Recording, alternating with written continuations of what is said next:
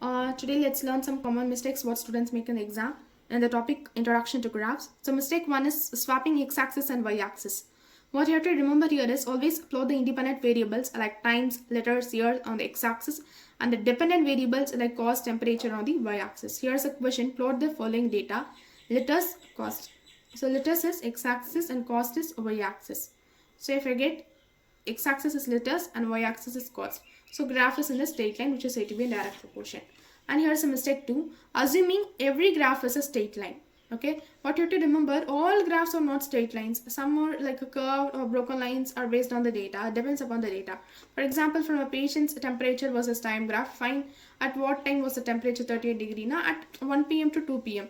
So because in this graph they used to, it will be not a straight line, it will be random points will be arranged, but it is said to be line graph, okay, but it will not be in a straight line.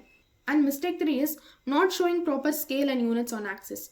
So proper scale and units on axis, x-axis and y-axis you have to mention at units also, and you have to scale also. So what you have to remember, use equal intervals on the axis and always mention units like rupees, degrees Celsius, kilometers, liters, cost, everything, etc.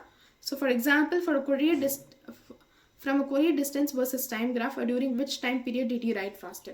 So between it's 10 a.m. and 11 a.m. So this is what is the question will be asked from the graph.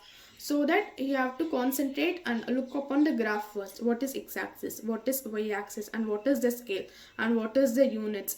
So if they are asking write faster, faster means you have to look on the graph which has more peak, more line. Okay, so like that you have to find it out. So visualization, you should be visualize the graph clearly and then you have to answer the following questions correctly. Okay.